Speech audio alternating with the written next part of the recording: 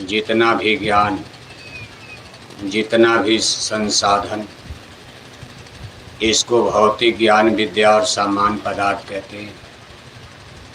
इसको जड़ भी कहा जाता है।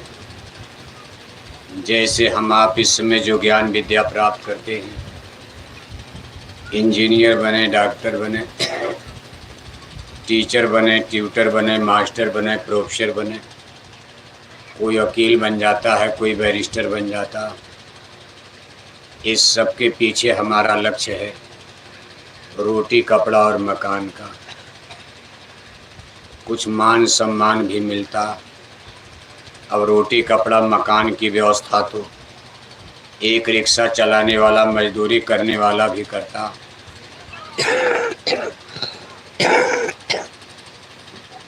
एक ठेला खींचने वाला, गिट्टी मिट्टी तोड़ने वाला भी किसी तरह अपने रोजी रोटी का इंतजाम कर लेता। लेकिन जब यही रोजी रोटी का काम आप अपने इस चंपारण जिले में इंजीनियर, डॉक्टर बनकर करते हो, आपका थोड़ा मान सम्मान भी होता। बहुत बहुत बड़े डॉक्टर हैं, ये बेतिया जिले के बहुत बड़े इंजीनियर हैं। 2-4 रोटी से ज़्यादा कोई नहीं खाता। लेकिन कहा जाता भाई इनके पास हजारों एकड़, हजारों बीघे ज़मीन है।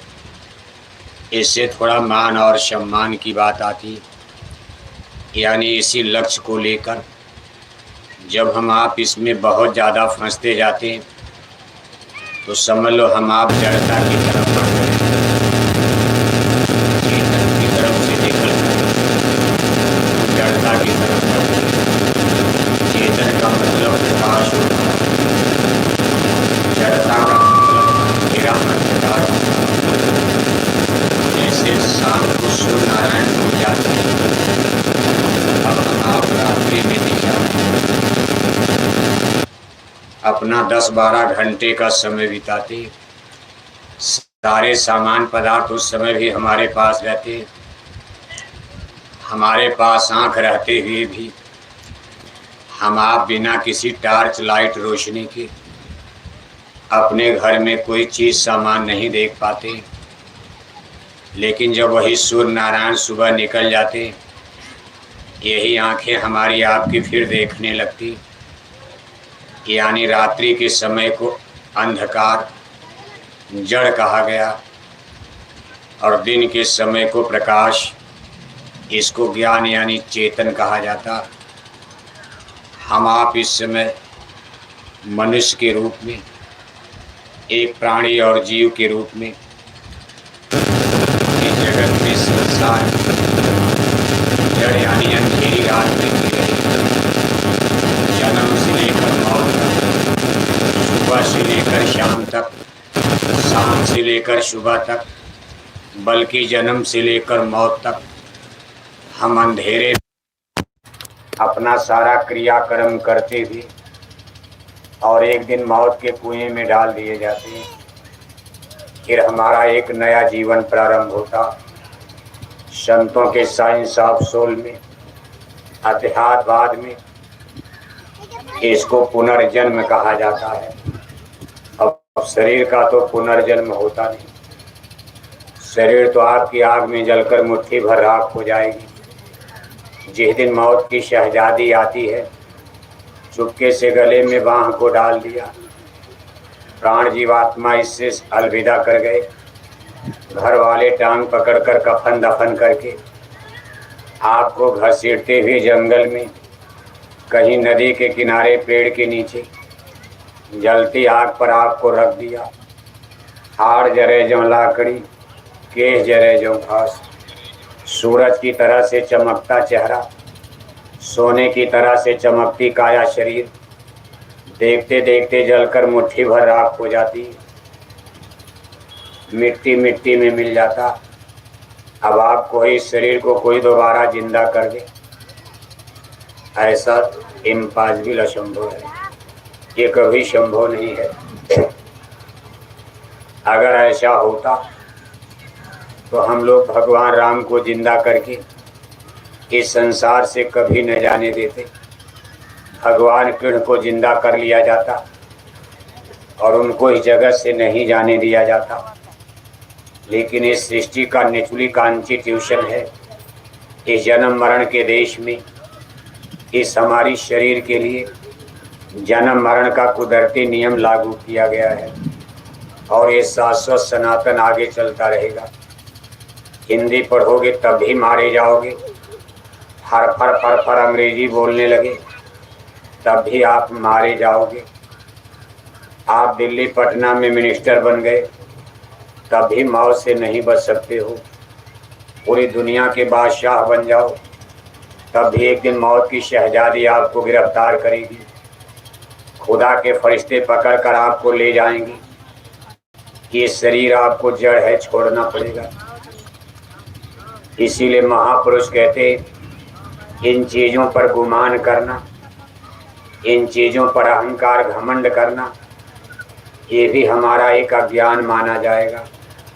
कहा मन रे क्या गुमान है अब करना, तन तो तेरा खाक मिलेगा 84 जा पढ़ना।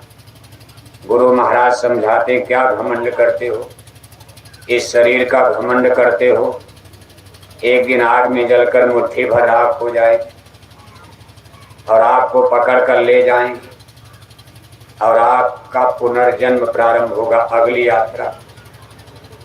देखो अब तो पानी बरसने का डर लग रहा। अभी तक आप गर्मी से परेशान थे, लेकिन अब खतरा यही है कहीं अगर बरसने लगे तो भाग ही जाओगे। तो हम कितना आपको बुलाएंगे, तो अभी स्कूल में छुट्टी नहीं, बैठे रहो बैठे रहो, लेकिन सब भाग जाओ। वैसे कोशिश करना, अगर भीग भी जाओगे तो बीमारी नहीं लगेगी। तो गर्मी का समय है, पानी की कमी तो पूरे भारत में, पूरा उत्तर भारत सूखा की चपेट में है। और देखो धान की फसलें अब की बार कम से कम 50% मारी जा रही, और इसका अगर असर आपको अगले साल यानी महंगाई के रूप में आगे आ रहा है। जैसे 2-3 साल कोरोना में तो नहीं पता चला, लेकिन अब हर चीज़ की परचेजिंग हुई, मंडी बाजार में कीमत बढ़ी और महंगाई की मार, आर्थिक तंगी सब लोग झेल रहे। इसी तरह इस सूखा का असर अगले साल आपके सामने आएगा। और अगले साल अगर बिहार में बाढ़ का नंबर आ गया, जैसे अब की बार सूखा का नंबर, और अगले साल मान लो बाढ़ का नंबर आ गया, तो फिर और तबाही मची। इसलिए ईश्वर जो कुछ करते अच्छा करते। अब आप कहोगे नहीं नहीं पानी न बरसे, हमारे सत्संग के लिए पानी न बरसे, ऐसा नहीं सोचना चाहिए। उनको जो करना आप करने, कम से कम आपको तो राहत है। नहीं तो आप इतनी गर्मी से परेशान थे कि यहाँ बैठना मुश्किल लग रहा था। इसलिए जो भी 2-4 शब्द का समय आपको मिल रहा है, आप इसको जल्दी जल्दी सुनने की कोशिश करो, क्योंकि आपका भंडारा भी तैयार है। ज़्यादा बरस देंगे तो पूड़ी भी बेकार जाएगी, तब आप कहोगे भाषण देते रहे, पूड़ी भी गड़बड़ होगी। इसी में दोनों काम करना है, कथा भी हो जाए और हमारी दक्षिणा भी हो जाए गुरु महाराज की, और आपका भंडारा प्रसाद भी आपको मिल जाए। खैर ये चंपारण जिला क्रांतिकारी धरती है, यहाँ गांधी महात्मा भी आकर और गांधी बन गए थे। भारत में उनको कोई नहीं जानता था, तब दोनों चंपारण एक था। लेकिन जब गांधी जी चंपारण आए, उस समय ब्रिटानिया हुकूमत अंग्रेजों का राज था।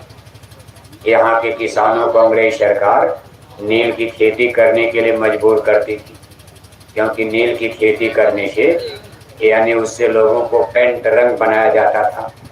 उस समय पेंट की कंपनियां नहीं थी, इसलिए अंग्रेज बहादुर किसानों को मजबूर करते थे कि अगर आपके पास 10 एकड़ जमीन है तो कम से कम 1 एकड़ जमीन में आपको सरकारी कानून के मुताबिक नील की खेती करनी पड़ेगी। इसका किसान विरोध करते थे, क्योंकि सरकार औने पौने दाम पर, कम दाम पर इसको खरीदते थे और किसान देने के लिए मजबूर थे।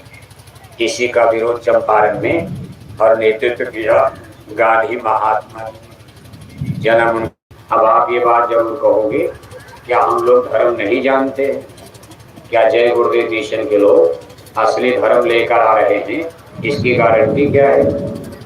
इसलिए हम आपको धर्म के बारे में थोड़ा बताने का प्रयास करें और धर्म को जानने के लिए थोड़ा हम आपको पीछे ले चलेंगे। आज के 5000 साल पहले इसी हमारे भारत की धरती पर, तब इसको जम्बू द्वीप कहा जाता था, मथुरा में महाराज कंस की जेल में, यदुकुल में यदुवंश में जब योगेश्वर भगवान श्री कृष्ण ने अवतार लिया, ये समय 5000 साल पहले का है।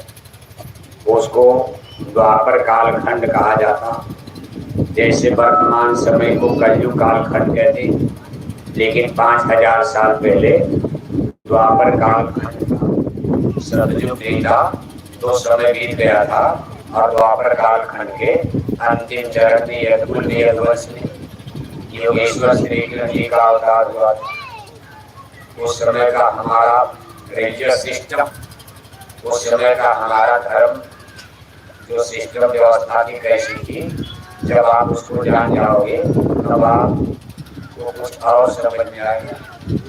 5000 साल पहले जिसको हम आप आज हिंदुइज्म कहते हैं, जिसको आज वर्तमान भारत में हिंदू धर्म कहा जाता, लेकिन इस समय हिंदू धर्म के साथ साथ भारत में कई धर्म सफर करते, जैसे मुसलमानों का दीन ईमान इस्लाम ही खड़ा है भारत में, ईसाइयों का क्रिश्चियन मिशनरी, ईसाई धर्म भी आज भारत में सफर कर रहा, महात्मा बुद्ध जी का बौद्ध धर्म, महावीर साहब का जैन धर्म, कई पादरी धर्म, और पंजाब की धरती पर सिख धर्म। इस तरह धर्म आज अनेक लोगों में डिवाइड आपको बटा हुआ नजर आ रहा। क्या 5000 साल पहले कृष्ण अवतार में महाभारत युद्ध के समय क्या इसी तरह धर्म की स्थिति थी? अगर ऐसा उस समय रहा होता तो महाभारत के इतिहास में, महाभारत युद्ध में केवल कौरव पांडव का ही नाम नहीं आता, मुसलमान उस लड़ाई में जरूर भाग लिए होते, चाहे कौरव की तरफ से रहते या तो पांडव की तरफ से, लेकिन मुसलमान पीछे नहीं हटे। लेकिन धर्म क्षेत्र कुरुक्षेत्र, उस कुरुक्षेत्र के मैदान में इस समय आप जब महाभारत का इतिहास पढ़ते हो, कि आप इसको टीवी सीरियल पर महाभारत की कथा देखते हो, इसमें कहीं दूर दूर तक किसी मुसलमान भाई का नाम नहीं आता। जिन नरेशों का, जिन राजाओं का महाभारत में नाम आया है, ये सब नाम हिंदू के, यानी हिंदी और संस्कृत से संबंधित है, क्योंकि मुसलमानों के नाम अपने आप आपको पता चल जाएंगे कि अरबी और फारसी अल्ले बेटे से भाषा में, जैसे सफरुद्दीन साहब, निजामुद्दीन साहब, उनके नाम भी बिल्कुल अलग होते। महाभारत में इस तरह का कोई नाम हमको आपको दिखाई नहीं पड़ता, और ये बात बिल्कुल स्पष्ट है। उस समय ये हिंदू धर्म, जिसको आज आप हिंदू धर्म कहते हो, उस समय ये हिंदू धर्म भी नहीं था। उस समय इसको वैदिक धर्म कहा जाता था, यानी 5000 साल पहले जब भगवान कृष्ण का अवतार हुआ था, उस समय इस हिंदू धर्म को वैदिक धर्म कहा जाता था। बाकी दुनिया के जितने शेष धर्म हैं, इसमें से किसी धर्म की अभी स्थापना नहीं हुई।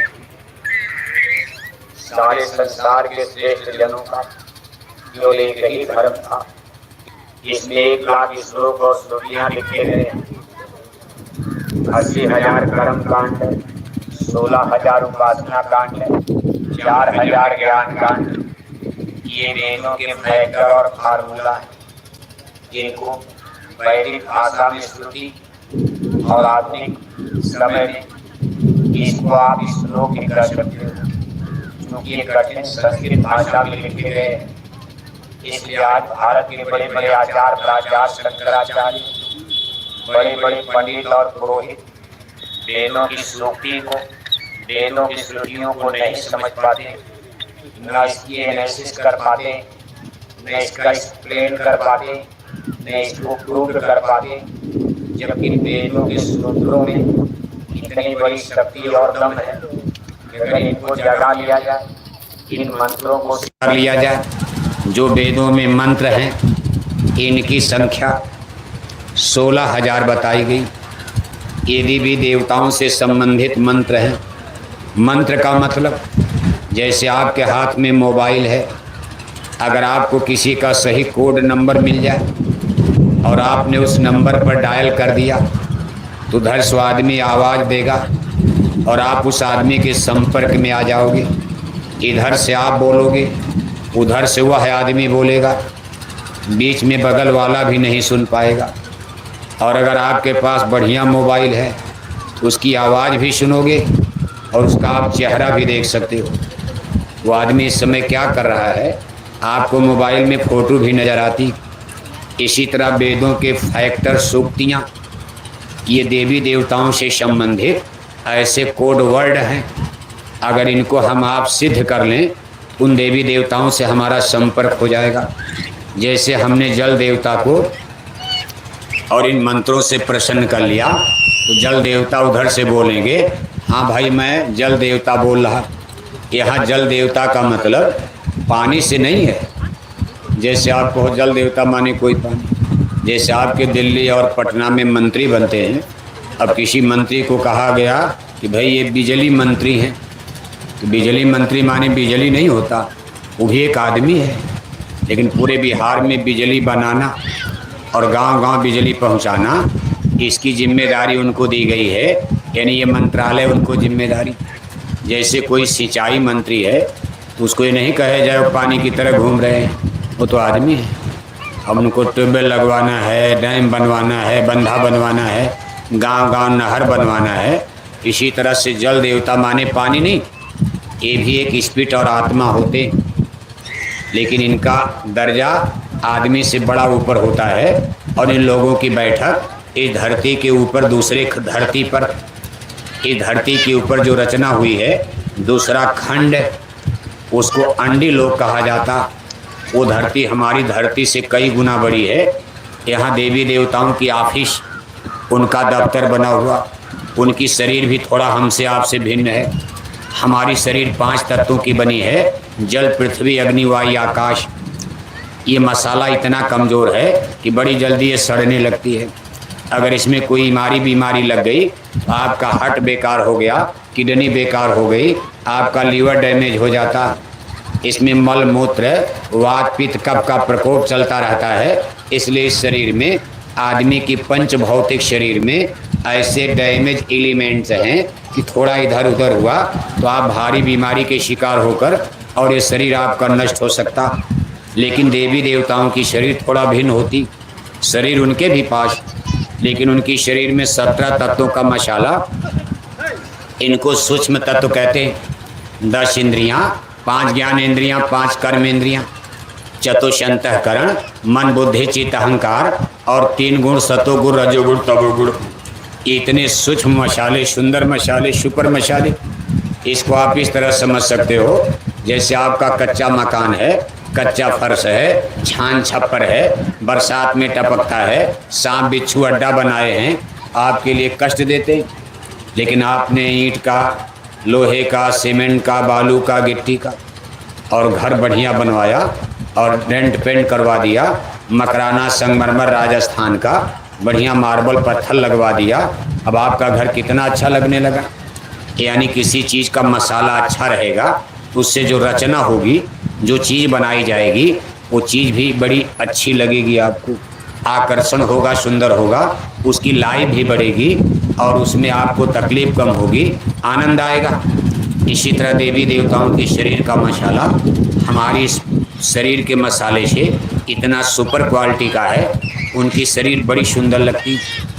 उनके शरीर में वात, पित्त, कफ का प्रकोप नहीं होता। उनके शरीर में टट्टी और पेशाब नहीं बनता। अब आप समझ लो, टट्टी पेशाब तो सब बीमारी की जड़ है। जैसे जब आप ज़्यादा काम मशीनों के भरोसे करते हो, ये मल और टट्टी जो शरीर का गलीज पदार्थ है, ये आपके पेट में अटक जाता है। जैसे जो लोग ज़्यादा मशीनों का प्रयोग करते हैं, जैसे बटन दबाया, गेहूँ बो दिया, बटन दबाया, सिंचाई हो गई। अब घर में बैठे हैं, चुपचाप बैठ के टीवी देख रहे हैं और दिन भर अचौड़ी कचौड़ी पकौड़ी रसगुल्ला बकरी की तरह कुचुर कुचुर खाए जा रहे और मेहनत कुछ करते नहीं हैं। सुबह उठ करके ही काफ़ी पी लिया, न मंजन न दातुन, फिर 8 बजे रसगुल्ला खा लिया, पकौड़ी खा लिया, फिर टीवी देखने लगे, फिर 11 बजे भोजन कर लिया, डट करके 4 सब्जी चोखा चटनी अचार, फिर सो गए, फिर टीवी देख रहे, 5 बजे फिर समोसा खा लिया, फिर टीवी देख रहे। और उधर खेत में ट्रैक्टर ने गेहूँ बो दिया। पहले तो हल चलाना पड़ता था, जितना लोग खाते थे, और जाकर 2 घंटे हल चलाए तो पसीना बन करके डाइजेस्ट हो जाता था, सारा शरीर का जहर पसीना बन करके निकल जाता था, और जो बचा शाम को टट्टी बन के निकल जाता था। और उस समय भोजन भी कम मिलता था, रूखा सूखा मिलता था, और आज भोजन बढ़िया बढ़िया मिल रहा, और मेहनत आप कुछ करते नहीं हो, दिन भर सो रहे हो, टीवी देख रहे हो। और पूरे गांव का गेहूं बो दिया गया, एक ट्रैक्टर ने ही बो दिया, और तब तक बटन दबाया सिंचाई हो गई, बटन दबाया निराई हो गई, बटन दबाया कटाई हो गई, बटन दबा दिया गेहूं की मड़ाई हो गई, बटन दबा दिया गेहूं घर में आ गया, बटन दबा दिया गेहूं का आटा बन गया, बटन दबा दिया आटा से रोटी बन गई, और बटन दबा दिया रोटी पेट में चली बटन से। बताओ, पेट में डालने के लिए भी मशीन बन गई। अभी भारत में तो नहीं है, लेकिन लंदन अमेरिका में ऐसे बैठे हो और बटन दबा दिया रोटी पेट में चली गई। अब जब सब काम मशीन से करोगे तो रोटी जाकर पेट में अटक गई। 3 दिन बीत गया, जब शरीर हिलेगा डुलेगा नहीं तो रोटी जाकर के आंतड़ में फंस गई, अटक गई। अब आप कहते हो डॉक्टर साहब 3 दिन हो गया टट्टियाँ नहीं हो रही है। तब डॉक्टर का था मशीन लगाई जाएगी, वहाँ भी मशीन लग गई। कहा मशीन लगाई जाएगी, अब मशीन लगाई गई तो टट्टी बाहर आ गई, और जब मशीन से टट्टी बाहर आएगी एक न एक दिन आप रोगी बन जाओगे। इसलिए टट्टी पेशाब ही सब बीमारी की जड़ माना जाता। अगर हमारा टट्टी और पेशाब मल और मूत्र ये क्रिया सुचारू रूप से सुबह शाम नियमित चल रही है, आप कभी मरीज नहीं बन सकते हो। शुगर, बवासीर, भूखंदर, चाहे आपका लेंस, किडनी, जितना भी डैमेज होता है, ये गठिया है, बात है। अब देखो गांठों में बात, यानी ये हवा ही तो घुस जाती है, खून की कमी है, उसमें हवा आ गई। जैसे पानी का बुलबुला जा रहा है और पानी की जगह हवा आ गई, तो आप कहते भाई एयर ले लिया। अब एयर ले लिया तो पानी आगे बढ़ता नहीं है, तब आप कहते भाई बुलबुला निकालो, एयर निकालो, तब पानी आगे बढ़ेगा। ऐसे आपके शरीर की नसों में जब ये बात आ जाता है, यानी हवा घुस जाती, जिसको बात माने पवन तत्व, हवा तत्व। अब जहाँ खून रहना चाहिए वहाँ हवा का बुलबुला घुस गया, तो यहाँ दर्द होने लगता है। कभी भाई गठिया पकड़ लिया, बात पकड़ लिया। और गठिया बात दूर करने के लिए आप तमाम किस्म की दवा खाते हो, तब तक आपके हार्ट पर उसका बुरा असर पड़ जाता। और ये जानते हुए भी आदमी दवा खाता है क्योंकि बड़ा दर्द होता है, तो आप दवा खा ले तो दर्द दूर हो जाता है, लेकिन इसका साइड इफ़ेक्ट होने लगता। इसलिए कोशिश ये करो कि आपके टट्टी पेशाब की क्रिया अगर नियमित रूप से सही चल रही है तो आप उतने कम बीमार हो पाओगे, नहीं तो कोई न कोई बीमारी आपको घेर लेगी और आगे जीवन नष्ट हो जाएगा। अब देखो, देवी देवताओं की शरीर में यही क्रिया नहीं होती, तो देवी देवता तो हमसे आपसे एक पॉइंट आगे निकल गए। उनके शरीर में जो देवी और देवताओं का शरीर है उसमें टट्टी और पेशाब का फंक्शन नहीं होता। अब आप कहोगे जीते कैसे हैं? अगर वो कैसे जीते हैं, जैसे आपकी गाड़ी, सब गाड़ी डीजल से नहीं चलती, कुछ ऐसी गाड़ियां हैं जो पेट्रोल से चलती, वहीं हेलीकॉप्टर चलता है, जहाज चलती है, तो उनके लिए वाइट पेट्रोल काम आता। इसी तरह से सबकी मशीन अलग अलग है। देवी देवताओं की शरीर इस सिस्टम से बनी है, उनका आहार गंध का होता, यानी उनका भोजन नाक से होता, मुंह से नहीं। मुंह तो केवल बोलने के लिए, मुंह है उनके भी पास। जब कभी देवी देवताओं का दर्शन आपको मिलेगा, अभी तो मिला नहीं कि मिला, 9 दिन नवरात्रि में भी देवी की पूजा करोगे, कहोगे देवी मैया का जागरण, अरे देवी जगी तो मिलनी तो चाहिए। देवी सो रही, देवी का जागरण हो रहा, जागरण हो रहा, आ रही। अभी 26 तारीख से नवरात्रि आ रही है, 9 दिन की नवरात्रि में पूरा चंपारण जिला पुजारी बन जाएगा। 9 दिन की नवरात्रि में पूरा बेतिया जिला मुसलमान नहीं, मुसलमानों की बात ही नहीं करनी है, क्योंकि यहाँ कोई मुसलमान तो है नहीं।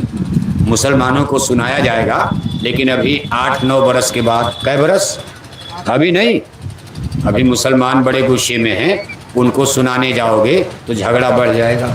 हजारों हिंदू मारे जाओगे, हजारों मुसलमान मारे जाओगे, हिंदू के बेटा बेटी मारे जाएंगे और मुसलमानों के बेगुनाह बेकसूर बच्चे बच्चियां मारे जाएंगे हम लोगों की अज्ञानता पर। और गाय माता की जान भी अभी बचने वाली। जब आदमी की जान नहीं कोई बचा पा रहा है तो गाय माता की जान कौन बचा पाएगा? केवल कानून बना देने से। बहुमत यमत बालमत बिन नरेश कै राज, सुख संपदा की कौन कहे प्राण बचे बड़ी। इस समय आदमी का प्राण बचना मुश्किल है तो गाय और सांड की जान कौन बचा देगा? केवल कानून में लिख देने से। अभी नहीं है, इसलिए मुसलमानों की बात अभी नहीं। ये संदेश अभी हिंदुओं को दिया जा रहा है कि भाई हिंदू लोग भारत में सबसे ज़्यादा, आप चंपारण में, बेतिया में आपकी आबादी मेजॉरिटी में, बहुमत में हो। अगर आप सही धर्म को समझ जाओ तो मुसलमान तो बहुत कम हैं, उनको बड़े प्रेम से समझा लिया जाएगा और कोई रगड़ा झगड़ा भी नहीं होगा। हिंदू मुसलमानों में इतना प्रेम हो जाएगा कि फिर आपके चंपारण में, बिहार में कभी हिंदू मुसलमान का झगड़ा नहीं होगा, कभी मंदिर मस्जिद का, राम और रहीम का कोई विवाद नहीं होगा। लेकिन ये काम जय गुरुदेव मिशन के द्वारा होगा। आप आगे मत जाना, ये नहीं कि कूद कर आप आगे चले गए, ये नेतागिरी नहीं है। अगर जय गुरुदेव मिशन के आगे कोई जाएगा आज समझ लेना वो मारा जाएगा, क्योंकि धर्म अध्यात्म आज भारत में कोई नहीं जानता। इसलिए ये चीज़ जो आपको समझाई जा रही है इसको आप सुनने समझने की कोशिश करो। देखो हम आपको, यानी द्वापर कालखंड में जिस समय हमारा वैदिक धर्म था, वैदिक धर्म का प्रथम सूत्र था, प्रथम फार्मूला था, उस समय प्रथम पूजा गुरु की जाती थी। यानी गुरु की प्रथम पूजा पर हमारे पूर्वज विश्वास करते थे। इसलिए वैदिक धर्म का पहला सूत्र था कि गुरुर् ब्रह्मा गुरुर् विष्णु गुरुर्देवा महेश्वरा गुरुर् साक्षात परम ब्रह्म तस्मै श्री गुरुवे नमः। द्वापर काल में कृष्णावतार में सबसे प्रथम पूजा गुरु की होती थी। यानी लोगों को अपना लोक बनाना है, मोक्ष मुक्ति प्राप्त करनी है, कोई साधना उपासना पूजा पाठ भजन भक्ति करनी है तो सबके लिए ज़रूरी था कि गुरु की खोज किया जाए, गुरु की शरण चला जाए। कहा गुरु पूजा में सबकी पूजा। वो लोग इस विश्वास पर चलते थे, उनके पूजा का धर्म कर्म का आधार गुरु यानी सदगुरु होते थे। इसीलिए उस समय के सबसे श्रेष्ठ पुरुष, द्वापर काल के सर्वश्रेष्ठ पुरुष भगवान श्री कृष्ण जी ने भी गुरुमत के सिद्धांत को सपोर्ट किया है। उज्जैनी नगरी में जाकर संदीपनी ऋषि को गुरु बनाए और यदकुल में जन्म लेने वाले दुर्वासा ऋषि को उन्होंने अपना आध्यात्मिक गुरु बनाया। भगवान राम ने वशिष्ठ और विश्वामित्र को गुरु बनाया, उनके चरणों में सर को झुका दिया। कहा राम कृष्ण से को बड़ो तीनहु तो गुर कीन, तीन लोक के नायका गुरु आगे अधीन। यानी द्वापर काल में पूजा तो और भी होती थी, लेकिन प्रथम पूजा श्रेष्ठ पूजा, इसमें गुरु की पूजा को प्रथम स्थान दिया जाता था कि भाई कोई पूजा आपको सही और सच्चा लाभ देगी जब आप किसी गुरु, गुरु का मतलब मास्टर, जैसे हिंदी अंग्रेजी पढ़नी है तो आप मास्टर के पास जाते हो, किसी टीचर के पास जाते हो, आपको किताब दे दी जाए अंग्रेजी की और मास्टर आपको न मिले तो आप ABCD भी नहीं सीख सकते हो। ये नियम तो हर जगह लागू होता है, गुरबिन होई न ज्ञान। ये बात देखो बाद में रामायण में भी लिखी गई कि गुरबिन भवनी तरह न कोई जो बिरंच शंकर शम हुई, करणधार सदगुण दिन नावा दुर्लभ साथ सुलभ कर पावा। लेकिन 5000 साल पर, रामायण तो बहुत बाद में लिखी गई। रामायण तो इस कलयुग में जब दिल्ली में मुसलमान मुगल सम्राट अकबर का राज चल रहा था, आज के करीब 600-700 बरस पहले काशी बनारस में बैठकर गंगा के किनारे रामायण के रचनाकार गोस्वामी जी महाराज ने लिखा। तो रामायण तो बहुत बाद में लिखी गई, लेकिन 5000 साल पहले कृष्णावतार में यानी गुरु की महिमा गाई गई। गुरुर ब्रह्मा गुरुर विष्णु। अब इसी चीज़ को जब आपको बताया जा रहा है तो हिंदू लोग नाराज़ हो जाते हैं कि बोरा वाले भी धर्मी हो गए, जय गुरुदेव वाले हिंदू धर्म के खिलाफ जा रहे हैं। आपको सही धर्म की तरफ वापस ले जाने का ये देखो रिवोल्यूशन चल रहा है। आप बिल्कुल धर्म भटक गए हो। किस तरह भटक गए हो कि अभी 9 दिन की नवरात्रि में पूजा तो करोगे। अब आपकी पूजा देखो, आपके चंपारण में, बिहार में हर 2 साल में तो देवी देवता बदल देते हो। अब इस देवी की पूजा 2 साल ये पूजा, और तब तक 4 साल के बाद ना जाने फिर कौन देवी की पूजा। तब तक पानी में खड़े होकर पूजा करने लगते हो। ये कोई पूजा है? बस कहते भाई ये कौन पूजा? कहा ललरी छठ पूजा चल रही। कमर भर पानी में खड़े हो गए, कहीं सांप काट ली, कहीं बिच्छू काट ली। नदियों के तालाबों के पानी सड़ गए हैं। अब उन पानी में वायरस पैदा हो गया। गंगा जमुना के पानी में भी इतने वायरस दिखाई दे रहे हैं कि वैज्ञानिक ये कहे हैं जिस गंगा का पानी कभी सड़ता नहीं था, अब उस गंगा के पानी में भी कीड़े पड़ने लगे, क्योंकि कानपुर का टट्टी पेशाब, इलाहाबाद का टट्टी पेशाब, बनारस का सारा टट्टी पेशाब गंगा जमुना में बह रहा है। इसलिए गंगा भी मैली हो गई है। और आपके नदी और तालाब के पानी जिनमें खड़े होकर पूजा करते हो, अब ये पूजा किसने आपको बता दिया? और जब पूजा ख़त्म तो घर में जाकर 1 किलो मछली खाते हो। पूजा भी किया। अभी 9 दिन की नवरात्रि में पूरा चंपारण जिला पुजारी बन गया। 9 दिन के लिए मछली छोड़ दिया, अंडा छोड़ दिया। 9 दिन के लिए सभी लोग गांजा भांग शराब छोड़ दिए, बीड़ी पान सिगरेट छोड़ दिया। कितने लोग रोटी भी छोड़कर 9 दिन की नवरात्रि में नींबू के पानी पर आप तपस्या करते हो। ज्यों ही 10वां दिन लगा, देवी देवताओं को ताल तलैया में फेंक दिया, और 10वें दिन नवरात्रि ख़त्म, फिर अंडा खाना शुरू। 9 दिन के लिए शाकाहारी, और उसके बाद 9 दिन शाकाहारी, और उसके बाद ये आपका धर्म कौन सा धर्म है? 9 दिन शाकाहारी और उसके बाद और फिर पुजारी कब बनेंगे? चैत में। अगली नवरात्रि आएगी चैत में, फिर पूरा चंपारण 9 दिन के लिए पुजारी बन गया। 9 दिन कुआर, 9 दिन चैत, 18 दिन, और कुछ तीज त्यौहार। देखो बरसात तो आई गई, अब क्या किया जाए बताओ? अच्छा चलो जगह जगह खड़े हो जाओ, और जहाँ रहना वहीं से सुनना। कथा तो चलती रहेगी, उनका अपना काम, हम लोगों का अपना काम। बोलो जय गुरुदेव। कोई भी शोर मत करना।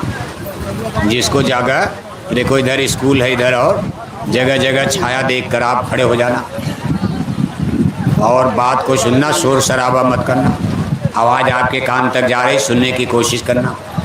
तो देखो आज अपने हिंदू धर्म का जो स्वरूप आपको दिखाई दे रहा है, कैसी कैसी लोग पूजा, मनगढ़ पूजा, अपनी मनमानी पूजा, न किसी संत से पूछते हैं, न किसी गुरु से पूछते हैं, न रामायण गीता की बात को समझ पाते हैं। जो मन में आए वही पूजा करते। 18 दिन नवरात्रि और 10-20 और व्रत उपवास। कोई सोमवार का व्रत करता है, कोई दशहरा दिवाली का व्रत करता है, कोई तीज का व्रत करता है, कोई जन्माष्टमी का व्रत करता है। तो चलो 15-20 दिन व्रत मान लिया। इस तरह 1 महीने तक लोग शाकाहारी। व्रत के समय हिंदू लोग शाकाहारी, और साल में होता है 12 महीना। आज हिंदू धर्म के पुजारी लोग 1 महीने शाकाहारी और 11 महीने कहाँ? 1 महीने शाकाहारी और 11 महीने मांसाहारी। बताओ, 1 महीना शाकाहारी और 11 महीना मांसाहारी, तो आपके पाप का घड़ा भर नहीं जाएगा। आप इतने लोग बैठे हो, करीब सब हिंदू हो। भगवान राम ने कभी मांस खाया था? नहीं। भगवान जोगेश्वर श्री किरण जी महाराज मांस खाते थे? नहीं। रामायण गीता वेद भागवत शास्त्र पुराण में कहीं मांस खाना लिखा है? नहीं। लेकिन आज हिंदू लोग 1 महीना शाकाहारी और 11 महीना मांसाहारी। मंदिर में घंटी घंटा बजाए जा रहे और 1-1 किलो मछली, हरे रामा हरे कृष्णा कीर्तन गाए जा रहे, और 1-1 किलो अंडा खाए जा रहे, कौन सा धर्म है? द्वापर का ऐसा धर्म नहीं था। द्वापर काल का पहला ये फार्मूला देखो, गुरु की महिमा उस समय थी। सब लोग गुरु के बताए रास्ते से ही धर्म कर्म साधना उपासना पूजा पाठ करते थे। दूसरी चीज उस वैदिक धर्म का जो फार्मूला फैक्टर्स होता था, सत्य अहिंसा परमो धर्म। लोग हिंसा हत्या से बिल्कुल दूर रहते थे। इसलिए द्वापर काल में भारत की 80% जनता शाकाहारी हुआ करती थी। उस समय का जो इतिहास बताता है, हमारे देश भारत में 80% औरत मर्द बच्चे बच्चियां द्वापर युग में शाकाहारी थे। केवल 20% लोग मांसाहारी, वो भी द्वापर के अंतिम चरण में बने। और फिर देखो महाभारत का युद्ध उसी समय होता है और सब विधर्मी मारे जाते, लेकिन शाकाहारियों की संख्या उस समय 80% थी। आज वर्तमान में स्थिति आप देखोगे, आज अपने भारत देश में 80% हिंदू मांसाहारी हो चुके हैं। पूरे देश की आबादी 1 अरब 30 करोड़ बताई जा रही। 1 अरब 30 करोड़ की आबादी में 1 अरब 4 करोड़ आज भारत में हिंदू रहते। 1 अरब 4 करोड़ हिंदू में 82 करोड़ हिंदू आज भारत में मांस खाते। कितने हिंदू? 82 करोड़। 82 करोड़ हिंदू मांसाहारी और 22 करोड़ हिंदू भारत में शाकाहारी। मुसलमानों का आंकड़ा अलग है। मुसलमानों के घर में शाकाहारी खोजने जाओगे तब तो आपको 1 करोड़ भी मिलना कठिन है। 18 करोड़ भारत में मुसलमान रहते। 18 करोड़ मुसलमानों में 2-4 लाख मुसलमान भी शाकाहारी मिलना मुश्किल होगा। हिंदुओं का आंकड़ा है 82 करोड़ हिंदू मांसाहारी और 22 करोड़ हिंदू शाकाहारी। 22 करोड़ उल्टा हो गया। द्वापर काल में 80% हिंदू शाकाहारी, 20% हिंदू मांसाहारी। आज कलयुग में बिल्कुल उल्टा हो गया। 80% हिंदू मांसाहारी और 20% हिंदू शाकाहारी। तो फिर धर्म क्या बचेगा बताओ? सत्य अहिंसा परमो धर्म, ये सूत्र फार्मूला।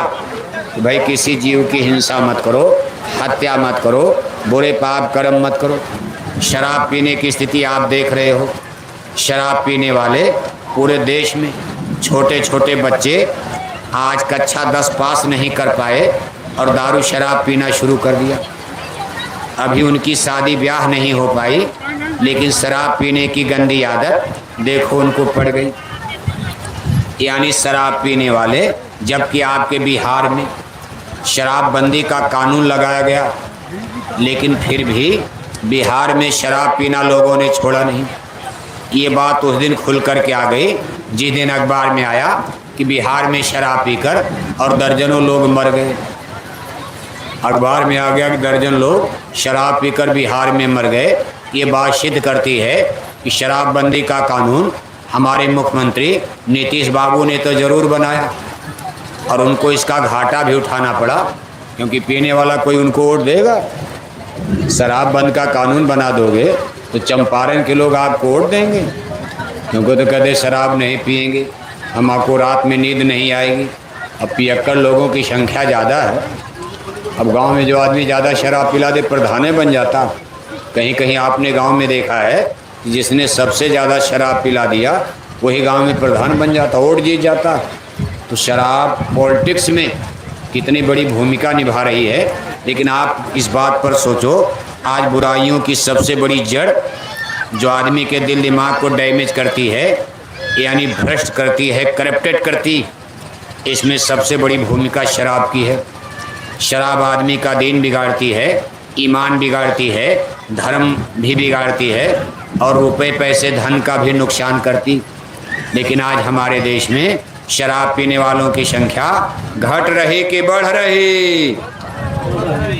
शराब पीने वाले घट रहे कि बढ़ रहे? अब हमारे प्रचार से तो कुछ लोग शराब छोड़ रहे। जय गुरुदेव मिशन के प्रचार से मान लो गांव-गांव में 2-4 आदमी, लेकिन जितना हम लोग शराब छुड़ा रहे हैं, हमारी नई पीढ़ी, जो नए बच्चे बच्चियां आगे आ रहे हैं, उसमें कितने लोग नई आदत में शराब पीना भी शुरू कर रहे हैं।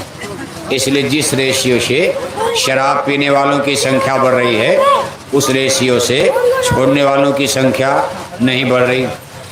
इसलिए जय गुरुदेव मिशन और भी कई महात्मा मेहनत तो कर रहे हैं कि लोगों की शराब छुड़ाई जाए, लोगों का मांसाहार छुड़ाया जाए, जिससे लोगों का मन बुद्धि शुद्ध पवित्र हो, लोगों के अंदर अच्छे विचार, मानवता, मनुष्यता, उदारवादी भावना का अभ्युदय हो।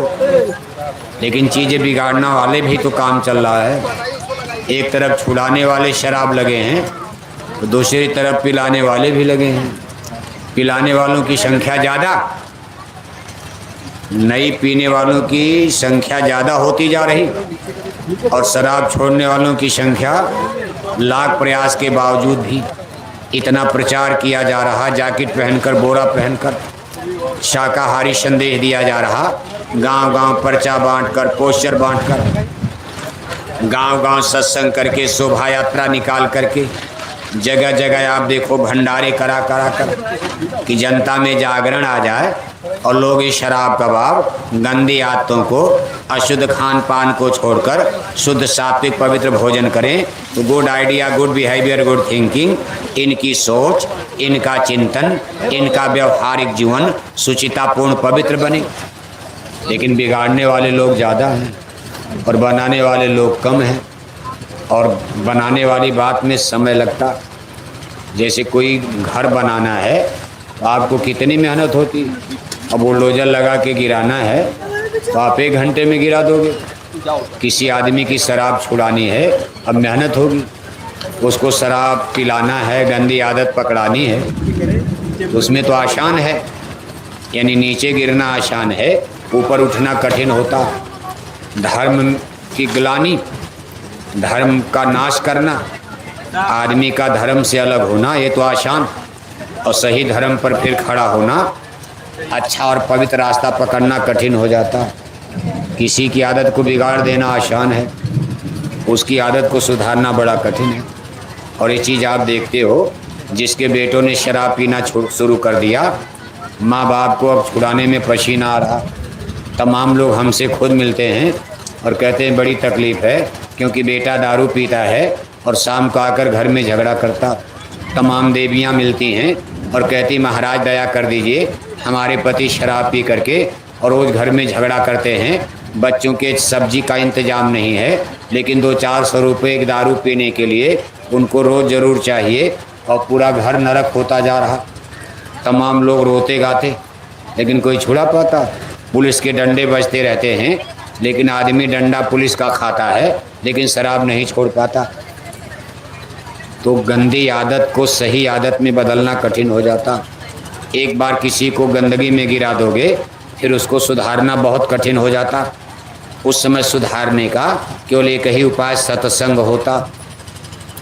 कहा 60 सुधरे सत्संगति पाई, सत्संग जल जो कोई पावे, मैलाई सब कट कट जावे। और इसका प्रमाण आपके सामने है कि हमारे गुरु महाराज ने आपके इसी देखो चंपारण में, बेतिया में, ये आपका बेतिया जिला चंपारण है, इसको किसी ज़माने में जंगल पार्टी एरिया बोला जा। जंगल पार्टी जानते हो, हम लोग भी सुना करते थे अखबारों में। हमारे आजमगढ़ में, मऊ में, उधर जब कोई मर्डर होता था और पुलिस पर FIR होता था, तो लोग कहते थे भाई ये कत्ल करने वाले गए कहाँ। लोग कहते थे देवरिया कुशीनगर जाओ, हो सकता वहाँ जंगल पार्टी में चले गए हों। इस नेपाल और गंडक के इलाके में, यानी जंगल पार्टी माने डकैतों का बहुत बड़ा गिरोह। जैसे चंबल घाटी का नाम आप सुनते हो, इस तरह इसको ऐसा एरिया माना जाता था। ये गंडक के किनारे किनारे बीहड़ इलाके में, इधर नेपाल के जंगलों से होकर तमाम बड़े बड़े डकैतों की ये शरण स्थली हुआ करती थी। लेकिन अब ज़माना धीरे धीरे बदल गया। अब जितने लोग चोरी डाका कत्ल करते थे, वो धीरे धीरे पॉलिटिक्स में चले गए। कहाँ चले गए? राजनीति में चले गए। अब जब राजनीति में चले गए, डाका डालने की क्या ज़रूरत है? MP बन गए, MLA बन गए, ब्लॉक प्रमुख बन गए, जिला पंचायत सदस्य बन गए, और फिर गांव के सरपंच, मुखिया, प्रधान बन गए। कोई अच्छा आदमी तो आपने बनाया नहीं। अब ऐसे ही ऐसे लोग और जा कर के वहाँ डाका डालना शुरू कर दिया। और वहाँ आपने भेजा तो क्या किया, अच्छा काम किया। बस बोतलें पीते रहे और भारत माता की जय बोलते रहे और विदेशी बैंकों में खाता, बोतलें पीते रहे, भारत माता की जय बोलते रहे और विदेशी बैंकों में खाता, भारत के बैंक में नहीं, भारत में बैंक में खोला होता तब तक तो माल उनका जो है पकड़ लिया जाता। विदेशी बैंकों में ले जाकर जमा कर दिया। ये सन 70, 80, 60, 90, 2000 ये सब काम भारत में चलता रहा। इसलिए नेता लीडर ये बात वो क्यों रोकेंगे, उनका तो काम ही यही था। बोतलें पीते रहे, बोतल माने दूध नहीं, दूध वाली बोतल नहीं, पानी वाली बोतल नहीं, बोतल का मतलब समझते, बोतल माने शराब वाली बोतल। बोतलें पीते रहे, भारत माता की जय बोलते रहे। भारत माता की जय क्यों बोला, कि भाई हम देशभक्त हैं, हम राष्ट्रभक्त हैं, हम जन सेवक हैं, चंपारण के लिए कुर्बानी कर देंगे, भारत माता के लिए शहीद हो जाएंगे। जब यहाँ आते थे चंपारण में तब लंबे लंबे भाषण देते थे और जनता को भरमाते थे कि हम भारत माता के सपूत हैं। लेकिन जब ये दिल्ली लखनऊ पहुँचते थे वहाँ क्या करते थे, कहा बोतलें पीते रहे और जब यहाँ आए भारत माता की जय बोलते रहे और विदेशी बैंकों में चोरी चोरी खाता, सब धन ले गए। कितना ले गए अब इसका कोई सही अनुमान तो नहीं लगा पाया। ये बात हम इसलिए कह रहे हैं, ये बात हमारे गुरु महाराज से जुड़ी हुई है। सन 1970 में 72 में हमारे गुरु महाराज ने आज के 50 साल पहले ऐलान किया था कि विदेशी बैंकों में जो धन हो छिपाए वो वापस 76 तक भारत में लाओ, वरना पछताओगे। सिरमार जमाना बदलेगा, कहें जय गुरुदेव पुकार जमाना बदलेगा। यानी ये तमाम इसमें खेल सन 72-74 तक हो चुका था। बाद में तो थोड़ा बहुत मिला। ये जो बात में नेता लीडर आए इनके हाथ में तो कम रकम लगी, असली डाका भारत की जनता के खजाने पर 72-74 तक डाल दिया गया था। गुरु महाराज की इन बातों को सुनकर अब देखो 75-76 में वहाँ पैसे लाने वाली बात थी। उस समय विदेशी बैंकों के नियम इतने कड़े नहीं बने थे, पैसे वापस आ सकते थे। उस समय गुरु महाराज कहते थे इतना पैसा विदेश में है कि केवल नेपाल का पैसा जो भारत के नेताओं ने जमा किया है अगर भारत में आ जाए तो किसानों का सारा कर्जा केवल नेपाल के पैसे से माफ़ हो जाएगा।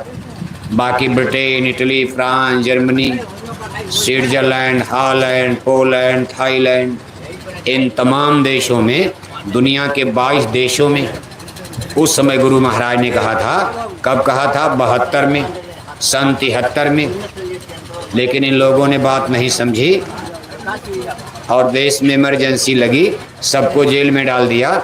हमारे गुरु महाराज को भी इन सब बातों से नाराज होकर स्त्री प्रधानमंत्री ने जेल में डलवा दिया था। और इसके बाद देखो स्थिति उल्टी हो गई। सन 76 के बाद विदेशी बैंकों के नियम बदल दिए गए। इसको ब्लैक मनी माने काला धन। काला धन का मतलब, अब नोट कोई काली पीली नहीं होती, काला धन का मतलब नंबर 2 का यानी चोरी का माल। जब इसको ब्लैक मनी, काला धन घोषित कर दिया गया, अब कौन कहेगा मेरा है।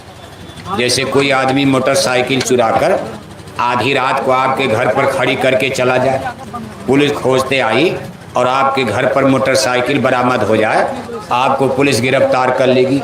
अब आप कितनों सफाई दोगे, अरे साहब ये मैंने नहीं किया, न जाने मेरे घर किसने खड़ा कर दिया, लेकिन सबूत मिल गया कि आपके घर में मोटरसाइकिल बरामद हो गई, आपके दरवाजे पर मोटरसाइकिल मिल गई, अब आपको पुलिस पकड़ कर ले जाएगी।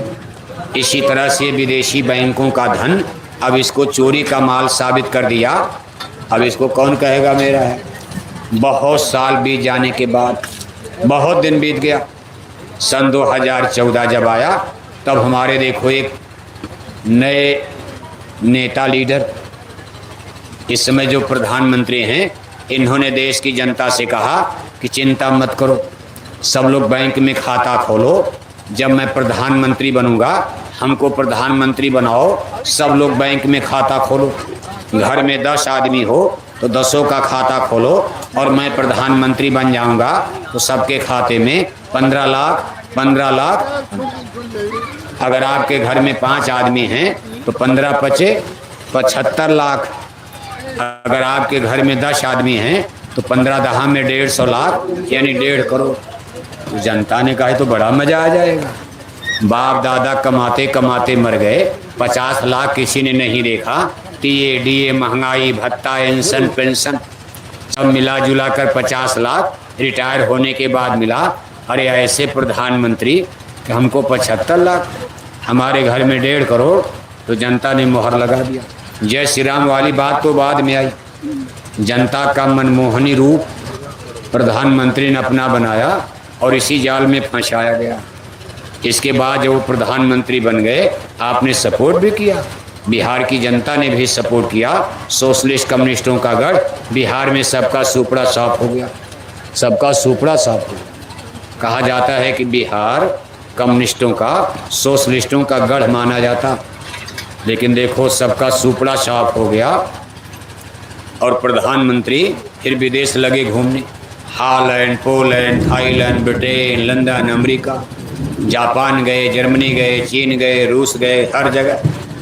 और जब वहाँ जाकर स्विट्जरलैंड ये तो बैंक वालों ने उनको देखो ठेंगा दिखा दिया।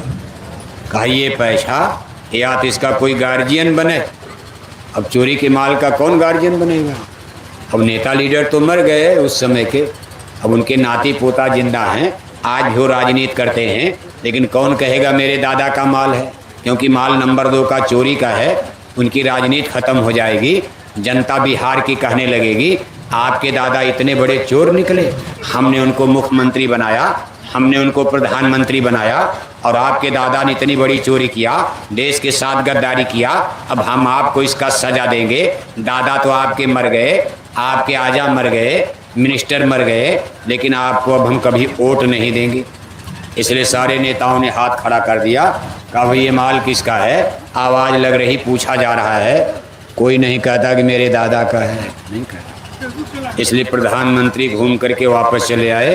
एक नए पैसे विदेश से नहीं मिला। लोगों ने कहा भाई कब देंगे। अरे कहा ऐसे कह दिया जाता है। इस पर कुछ दिन तक मीडिया ने आवाज़ लगाई, लेकिन आप बड़ी जल्दी भूल जाते हो। तब तक मंदिर का मुद्दा आ गया, जय श्री राम का। जय श्री राम का मुद्दा इतना तेज भारत में उछाला गया कि सारी चीज़ें जनता भूल गई कि प्रधानमंत्री ने हमको 15 लाख हर आदमी के खाते में देने का कभी वादा करके दिल्ली की गद्दी पर पहुंचे थे। जनता भूल करके जय श्री राम के मुद्दे पर आकर खड़ी हो गई। फिर कहा गया हिंदू वर्सेज मुसलमान, हिंदू एक तरफ हो जाओ, मुसलमान एक तरफ हो जाएं। मुसलमानों ने बड़े जुर्म किए हैं, हिंदुओं समय आ गया है अपना हिंदू धर्म ऊपर करो। फिर है भारत वर्सेज पाकिस्तान, भारत के सामने पाकिस्तान को खड़ा करके इस तरह के तमाम मुद्दे बनाकर।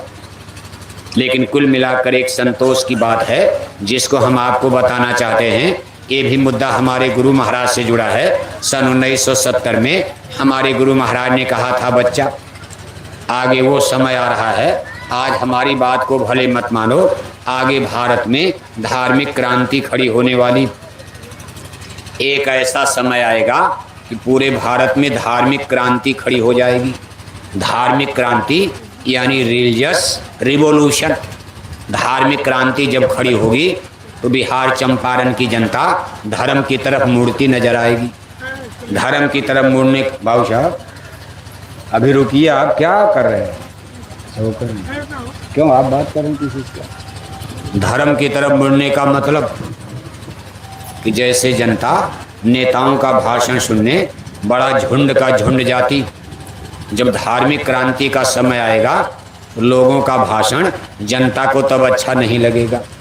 तब वो लोग ज़बरदस्ती जनता को किराया भाड़ा दे करके रिजर्व बस करके और अपना समझा बुझाकर किसी तरह भीड़ जुटाई जाएगी। अपने मन से कोई लोग कहेंगे बहुत भाषण सुन लिया, क्या भाषण सुना जाए, वही बात रोज बोलते हैं। और क्या कहते हैं, जिंदाबाद जिंदाबाद, क्या कहते हैं, जिंदाबाद जिंदाबाद। इनका जिंदाबाद उनका मुर्दाबाद। जिंदाबाद मुर्दाबाद से लाभ क्या है। इनका जिंदाबाद बोलोगे तो नेता अमर हो जाएंगे, किसी का मुर्दाबाद आप बोल दोगे वो नेता मर जाएगा। ये तो बेवकूफ़ी वाला नारा है इनका, जिंदाबाद उनका। फिर कहते बस जला दो, रेलवे जला दो, कारखाना जला दो, सड़कें तोड़ दो, जहाज तोड़ दो, हिंदू मारो, मुसलमान मारो, बच्चा मार दो, बच्ची मार दो, यादवों को मारो, ठाकुर मार दो, हरिजनों को मार दो, ब्राह्मणों को मार दो। ये करते करते कहा कुछ दिन तक तो चलेगा, लेकिन आगे जनता ऊब जाएगी और लोग कहेंगे भाई हम किसी को नहीं मारेंगे। इनके अंदर धार्मिक भाव आ जाएगा, ये हिंसा हत्या सलग होने लगेंगे और फिर भारत की जनता नेताओं के यहाँ भीड़ कम होने लगेगी। इस चीज़ को भी आप आगे देखोगे, ये हम आपको इसलिए बताए जा रहे हैं, अभी आपकी समझ में नहीं आएगा। कुछ दिन के बाद नेताओं के यहाँ भीड़ कम होने लगेगी। चाहे कितना बड़ा लीडर आपके चंपारण में आएगा, लेकिन उसके यहाँ भीड़ कम होती जाएगी। भीड़ कहाँ जाएगी? जहाँ मंदिर होगा, देवालय होगा, शिवालय होगा, गंगा के किनारे, जमुना के किनारे कहीं कथा हो रही है, कहीं भागवत हो रही है, गांव की गांव जनता वहाँ जाना शुरू कर देगी। इसको कहते हैं रिलीजियस रिवॉल्यूशन। ये कैसे होगा? आप इस चमत्कार को, यानी चंपारण में, बिहार में चमत्कार होने वाला कोई समझ नहीं पाएगा। और उसके लिए जय गुरुदेव मिशन के लोग, अब उतनी बड़ी संख्या तो इनकी नहीं है, लेकिन फिर भी मेहनत कर रहे हैं। और जनता यही कहेगी इनके प्रचार से हो गया। इनके प्रचार से क्या हो जाएगा? पूरे आपके इस बेतिया ज़िले में 150 जैकेट वाले, और इनको तो कोई मुक्का मुक्का मार डाले। जहाँ 82 करोड़ हिंदू मांसाहारी और 22 करोड़ हिंदू शाकाहारी, एक शाकाहारी हिंदू तो सामने 4 हिंदू मांसाहारी। आज देश की स्थिति यह है। हिंदू धर्म 2 भागों में डिवाइड होता नजर आ रहा। एक शाकाहारी हिंदू और एक शाकाहारी और एक शाकाहारी हिंदू 22 करोड़ और मांसाहारी हिंदू 82 करोड़। कितने? 82 करोड़। एक हिंदू शाकाहारी तो सामने 4 हिंदू मांसाहारी, 4 हिंदू मांसाहारी। और जो हिंदू मांस खाते हैं, शराब भी पीते हैं, उनके अंदर देखो गुस्सा होता, क्रोध होता, अहंकार होता है, घमंड होता है, गाली गलौज देते हैं, बड़ी जल्दी चिढ़ जाते हैं, बंदूक निकाल लेते हैं। उनके पास राइफल होता है, बम होता है, बंदूक होता है, कट्टा होता है, बड़ी जल्दी वो मारपीट करते हैं। लेकिन शाकाहारी हिंदू तो बकरी मुर्गी नहीं मारते हैं। अब आप इतने लोग हो, जैकेट पहने हो, अब आपको कोई गाली भी दे देगा तो गोली मारोगे आप। और उनको अगर कोई गाली दे दे तो सीधे ठाएं उड़ा देंगे, अरे गाली दे दिया। उनके अंदर इतना अहंकार जज्बात होता। ये मांस और शराब का असर होता है, जैसे रावण के अंदर अहंकार घमंड था। शाकाहारी लोगों की बुद्धि ठंडी होती, शीतल होती है। कोई गांव में गाली भी दे दिया तो हाथ जोड़ करके और झगड़े को छोड़कर आगे बढ़ जाते। तो शाकाहारी तो झगड़ा करते नहीं, लेकिन शाकाहारी और मांसाहारी हिंदू, आज देखो स्थिति ये है, एक शाकाहारी हिंदू और सामने 4 हिंदू मांसाहारी। अगर इनमें झगड़ा हो जाए कौरव पांडव की तरह, तो मुक्का मुक्का इनको मार डालोगे आप। लेकिन ऐसा होने नहीं जा रहा, ऐसा झगड़ा होगा ही नहीं। ये वैचारिक क्रांति है। इसका नाम है spiritual peace for spiritual revolution. ये आध्यात्मिक वैचारिक क्रांति। इस समय धार्मिक क्रांति की तरफ देखो देश की जनता मुड़ चुकी है। धीरे धीरे आपको आभास हो रहा होगा कि आपके चंपारण में, बिहार में भी जगह जगह पूजा पाठ, धर्म कर्म, धार्मिक अनुष्ठान और जय श्री राम की आवाज़ आपके बिहार की धरती पर भी ये प्रखर होती जा रही, ये तेज होती जा रही। ये चीज़ कुछ दिन तक चलेगी, लेकिन धार्मिक क्रांति के बाद एक और क्रांति बिहार में खड़ी होगी। कुछ साल बीत जाने के बाद इसको नाम है स्पिरिचुअल रिवॉल्यूशन। ये क्रांति 2 चरण की है। धार्मिक क्रांति के बाद स्पिरिचुअल रिवॉल्यूशन यानी आध्यात्मिक क्रांति। जब आध्यात्मिक क्रांति का समय आपके चंपारण बिहार में आएगा तो आप देखोगे कि मछली अंडा शराब की दुकानें बिहार में बंद होती नजर आएंगी। तब आप चोरी भी नहीं पी पाओगे। अभी तो नीतीश बाबू जी ने कानून तो बना दिया शराबबंदी का, लेकिन बिहारी लोग चोरी चोरी पी लेते हैं। कहीं नेपाल से लाते हैं, इधर कुशीनगर से लाते हैं, उधर झारखंड से लाते हैं, बंगाल से लाते हैं, क्योंकि अगर ये पीते नहीं तो मर कैसे गए शराब पीकर। अखबार में बात आ गई कि दारू पीकर बिहार में भी इतने लोग मर गए, इसके माने सब चल रहा है। कानून बनाने से ही तो काम बनेगा नहीं। लेकिन जब बिहार के बाद यूपी में बंद हो जाएगा, झारखंड में बंद हो जाएगा, बंगाल में भी शराब बंद हो जाएगी, नेपाल में भी बंद हो जाएगी। नेपाल तो भारत से अलग है, लेकिन नेपाल में भी बंद हो जाएगी। तब आप क्या करोगे? चीन से मंगाओगे आप? चीन तो कोई जा ही नहीं पाएगा हिमालय पार करके। तब बिहारी बाबू लोग शराब पीना बंद, तब मजबूर हो जाओगे आप। तब आपके बस की बात नहीं रहेगी, जब कहीं मिलेगी नहीं। इसका नाम है आध्यात्मिक क्रांति, स्पिरिचुअल रिवोल्यूशन। आप कहोगे ये कैसे हो जाएगा? पूरे आपको चंपारण जिले में कहीं मछली अंडा शराब की एक भी दुकान नजर नहीं आएगी। आध्यात्मिक क्रांति जब बिहार में, भारत में खड़ी होगी, इस चीज को कुछ साल के बाद आपको दिखाई देगा प्रत्यक्ष रूप से। आप कहोगे भाई ये हिंदुओं के लिए, फिर मुसलमानों का क्या होगा? खैर मुसलमान तो शराब से परहेज करते। हमने पूरा हिंदुस्तान घूम करके देख लिया, हमने कहीं मुसलमानों का शराब का ठेका नहीं देखा। हमने मध्य प्रदेश में जा कर के जगह जगह पूछा ये शराब का ठेका कौन चलाता, तो लोगों ने कहा ये शुक्ला बंधुओं का ठेका है। शुक्ला माने ब्राह्मण होता है। शुक्ला, तिवारी, ये द्विवेदी, चतुर्वेदी। बंगाल में इन्हीं को अटर्जी, टचड़ी, बनर्जी कहते हैं। आप कर्नाटक में जाओगे, ब्राह्मणों के हेगड़े क्या क्या कहते हैं। आप मध्य प्रदेश में जाओगे, शुक्ला बंधु। यानी बड़े बड़े शराब के ठेके मध्य प्रदेश में लोगों ने बताया ये शुक्ला बंधुओं का ठेका चलता। हमने राजस्थान में पूछा, जिसको राजपूताना कहा जाता, ये है अपना राजपूताना। बरछी तीर कमानों से जीवित जलकर राख हुई थी, पद्मिनियां अंगारों से। बच्चा बच्चा बोल रहा कुर्बानी राजस्थान की, इस मिट्टी से तिलक करो, ये धरती है बलिदान की। उस राजपूताने में जगह जगह शराब के ठेके। लोगों ने कहा राजपूतों का ठेका है, ठाकुरों का ठेका है। हमने बिहार में जगह जगह पूछा ये शराब के ठेके किसके हैं, तो लोगों ने कहा ये अहिरानी का ठेका है। किसका है? अहिरानी माने यादव। अब बिहार में अहिरानी सबसे स्ट्रांग है, पावर में है। अकेले आप तख्ता बदल देते हो, अब तो नहीं बदल पा रहे हो, लेकिन कभी लोग कहते थे बिहार की अहिरानी को, बिहार की अहिरानी को इतना अहंकार घमंड था कि हम अकेले गद्दी उलट पलट देते हैं। लेकिन अब आपका देखो समय चक्र बलवान होता। कहा मनुज बली नहीं होता है, समय होत बलवान। ढिल्लन लूटी गोपिका, वही अर्जुन वही बाण। जिस अर्जुन ने गांडी धनुष से महाभारत को जीत लिया, आज गुजरात में कोल भेलों ने गोपिकाओं को लूटना शुरू किया। यदुवंशियों के विनाश के बाद भगवान कृष्ण को बाण मारा गया, बहेलिया ने मार दिया, घायल हो गए। अर्जुन देखने जाते हैं, भगवान कृष्ण ने कहा कि आप जाओ, अब तो हम नहीं बचेंगे, मेरा यदुकुल समाप्त हो गया। आप इन गोपिकाओं को लेकर हस्तिनापुर चले जाओ, और मेरे एक पुत्र बचे हैं। भगवान कृष्ण के 59 पुत्र थे। यदुवंशियों के झगड़े में 59 लड़कों में से उनके 3-4 दर्जन पुत्र भी मार दिए गए थे।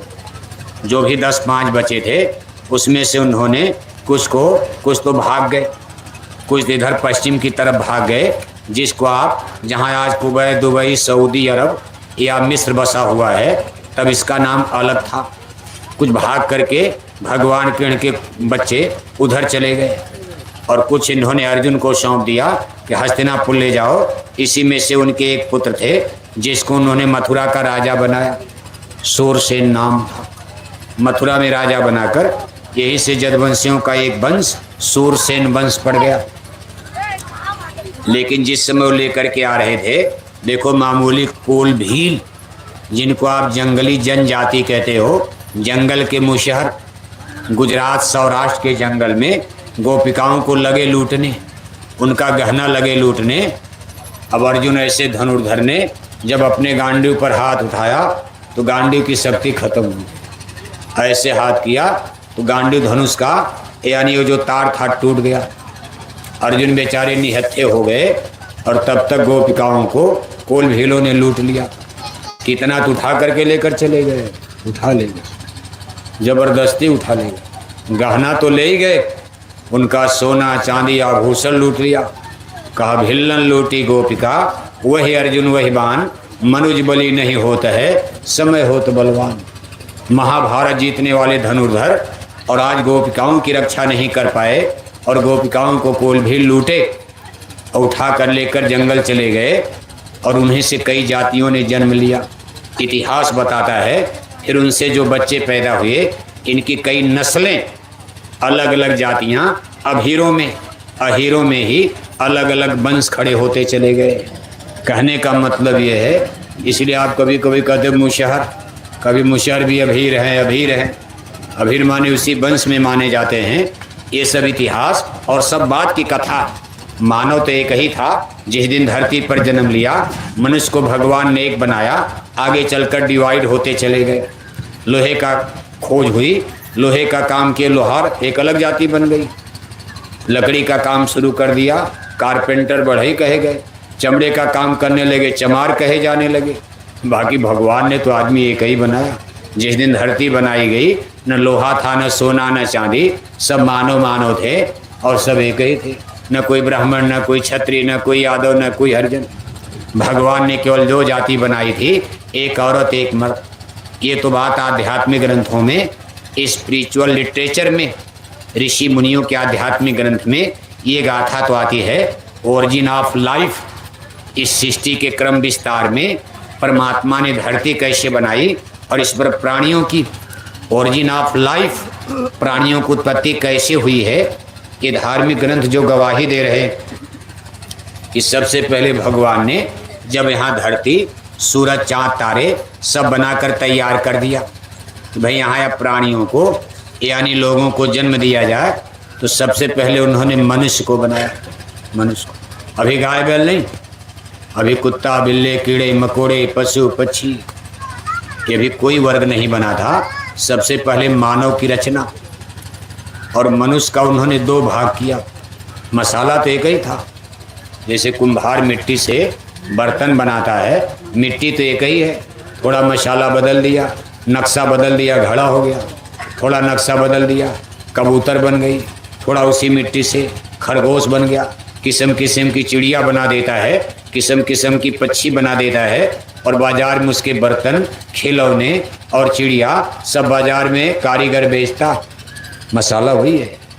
इसी तरह ईश्वर ने, प्रभु ने, जिसने बनाया है, उस ऑलमाइटी सुपर पावर ने इस सृष्टि के क्रम विस्तार में यानी सबसे पहले दो जातियों को बनाया, एक औरत और एक मर्द। अब कहाँ बनाया? जहाँ उनका कारखाना होगा, यहाँ तो बना ही नहीं। जहाँ उनका घर होगा, उनका भी तो कोई घर है। अब हम आप यहाँ बढ़िया बढ़िया कोठी में रहते हो और सारे संसार को बनाने वाले तंबू डालकर जंगल में रहते होंगे। जो इतनी बड़ी धरती बना सकते हैं, उनको अपना महल बनाने में कई मिनट लगेगा। जो इतना बड़ा सूरज बना सकते हैं, चंदा तारे बना सकते हैं, जिससे हम बिजली की खोज किए। सारी बिजली की पावर सूर्य नारायण में। अगर सूर्य नारायण छिप जाए, हमारे सारे इंटरनेट, सारे कंप्यूटर, सारे मोबाइल, सारी बिजली, सारा सिस्टम हमारा आपका ख़त्म हो जाएगा। इसको सोलर एनर्जी, सौर ऊर्जा शक्ति पावर कहा जाता है। ये सब कुछ सूरज की रेज, सूरज की किरणों से हमारी पृथ्वी चार्ज हो रही है। अगर सूर्य नारायण एक महीना के लिए और कहीं मान लो चले जाएं, ख़त्म हो जाएं, हमारी धरती मिट्टी हो जाएगी, राख। जैसे राख धूल बनकर उड़ जाती है, समुद्र के पानी सूख जाएंगे, सड़ जाएंगे, हमारी आपकी चमड़ी में आग लग जाएगी, शरीरें सड़ जाएंगी, कोई प्राणी जिंदा नहीं बचेगा। आपके खेत में सारी फसलें सूख जाएंगी। यानी हमारी पृथ्वी का लाइफ सूरज की किरणों पर चलता। हर 10-12 घंटे सूरज हमारी धरती को चार्ज करते रहते। जैसे अपना मोबाइल आप समय समय पर चार्ज करते हो, तब आपका मोबाइल काम करता। बैटरी अगर चार्ज न हो तो मोबाइल काम ही नहीं करेगा।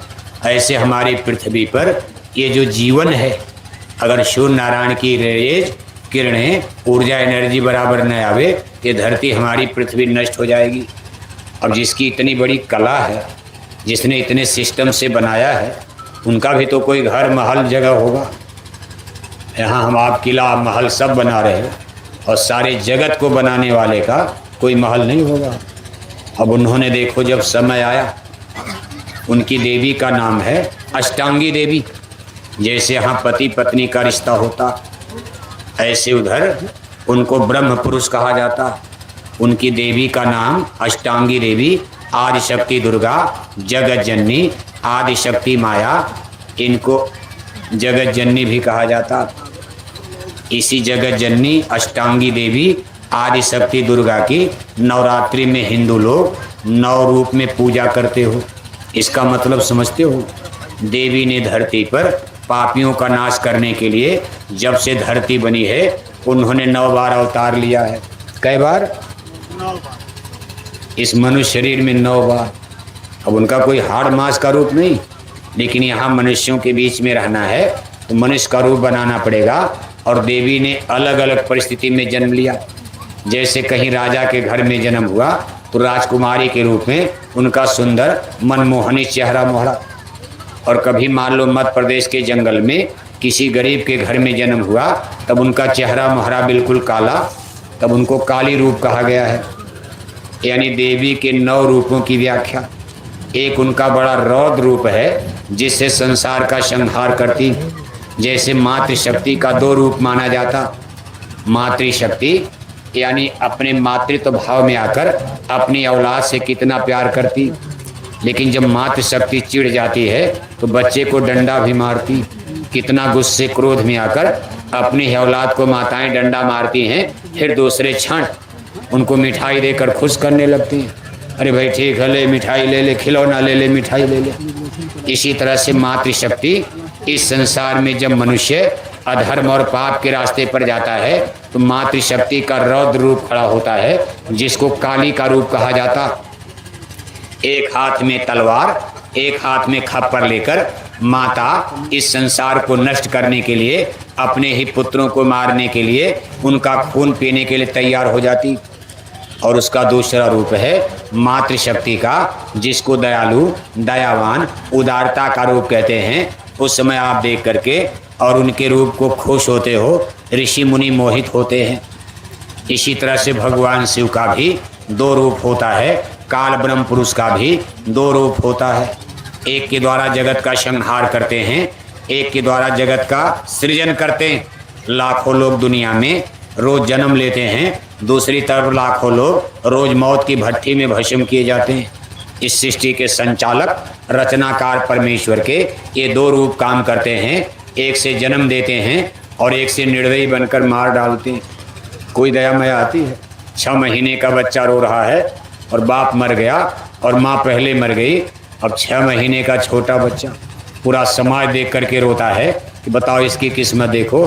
6 महीने का बच्चा, बाप पहले मर गया एक्सीडेंट में, आज बच्चे ने जन्म लिया और अस्पताल में माँ भी मर गई। 6 महीने का बच्चा दादी की गोद में डाल दिया जाता। अगर दादी भी मर गई तो मौसी की गोद में डाल दिया जाता है, या कोई टोला मोहल्ला वाला। लेकिन उसका भी मालिक है, वो भी पढ़ लिख करके इंजीनियर डॉक्टर बन जाता। जिसके माँ बाप जिंदा हैं, चपरासी नहीं बना पाते हैं। और देखो 6 महीने का बच्चा, माँ बाप दोनों मर गए, आज वो पढ़ लिख कर इंजीनियर बन गया, डॉक्टर बन जाता है। सबका मालिक एक है, सबका पिता परमेश्वर होता। कैसे किसको सृजन करता है, कैसे किसको उठाता है, कैसे किसको गिराता है, इस सृष्टि का भेद जोगी जनों के अलावा हिंदी अंग्रेजी में कोई नहीं जान सकता।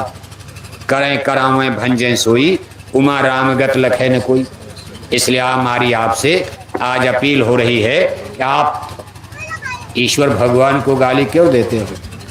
आपको मालूम नहीं उनकी शक्ति का, आप गाली देने लगे।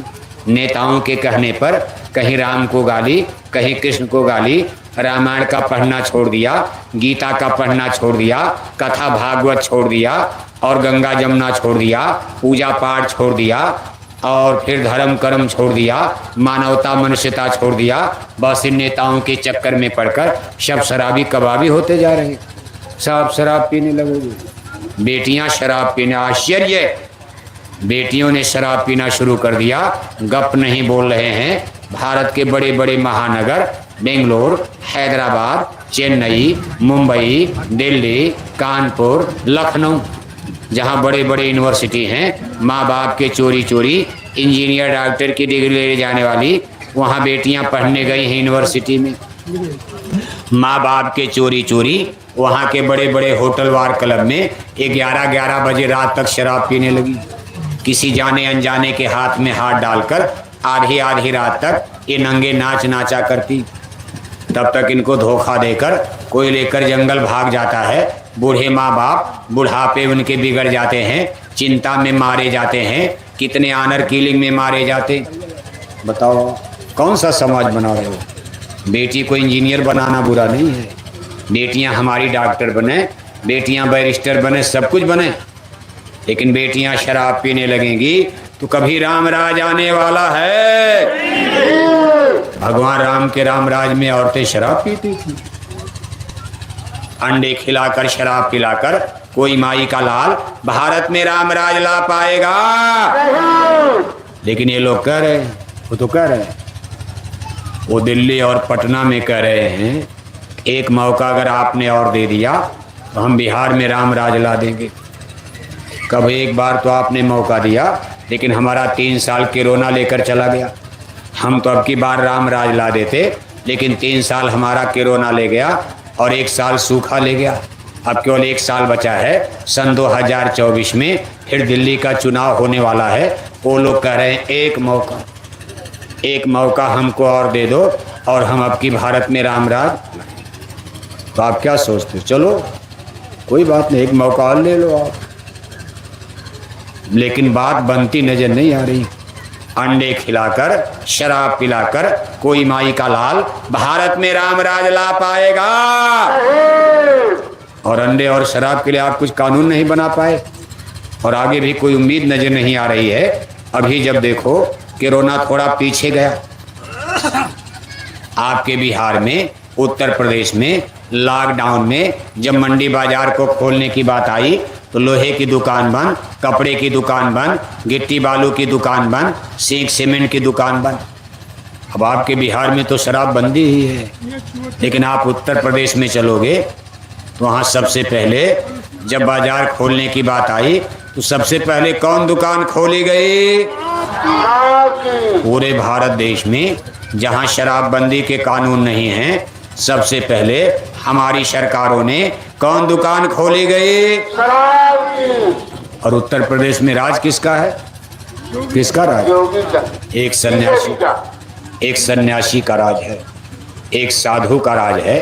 जोगी साहब अपने निजी लाइफ जीवन में एक बेस्ट पर्सन यानी वेजिटेरियन लाइफ सिस्टम उनका है। गोरक्षपीठ के महंत हैं, आपके पड़ोस के हैं, लहसुन प्याज तक नहीं खाते। इसके लिए हम उनको धन्यवाद देते। लेकिन उस साधु सन्यासी के राज में सबसे पहले कौन दुकान खोली गई? फिर कभी राम राज आने वाला है? नहीं। इसलिए जनता को धोखा क्यों दिया जाता है? भगवान राम के राम राज में शराब बिकता था, भगवान राम के राम राज में अंडे बिकते थे। इसी तरह से भारत भगवान के राम राज में बहन बेटियों का बलात्कार होता था। कहीं आपने रामायण में पढ़ा है, सुना है? भगवान राम के राम राज में मार काट हिंसा हत्या होती थी। लेकिन ये लोग, खैर ठीक है, माननीय मोदी साहब, माननीय जोगी साहब को हम थोड़ा धन्यवाद जरूर देंगे, पूरा नहीं। अभी ये लोग पूरे के अधिकारी नहीं हैं। हिंसा बंद नहीं हुई, हत्या बंद नहीं हुई, बहन बेटियों के साथ बलात्कार, व्यभिचार की क्रिया बंद नहीं हुई, करप्शन, भ्रष्टाचार, व्यभिचार न बिहार में रुकने का नाम, न पूरे भारत देश में। लेकिन किस चीज़ के लिए हम इनको धन्यवाद देंगे? आज इस जय गुरुदेव मिशन से मन से इन्होंने भारत में धार्मिक क्रांति का बिगुल बजा दिया। बिहार जैसे सोशलिस्ट कम्युनिस्ट प्रदेश में बिहार की जनता जय श्री राम की आवाज़ पर लट्टू होती नजर आ रही। यह एक अच्छा संकेत मिल रहा कि देश की जनता, बिहार की जनता राम की तरफ, कृष्ण की तरफ, रामायण की तरफ, गीता की तरफ, साधु संतों की तरफ, गंगा जमुना की तरफ धीरे धीरे मुड़ती नजर आ रही। बाकी जो कुछ कमी बेशी होगी, आगे जब कुछ दिन आगे बढ़ोगे आप, अगले चौराहे पर ये टाट बोरा आपको मिलेगा, हम मिलेंगे आप।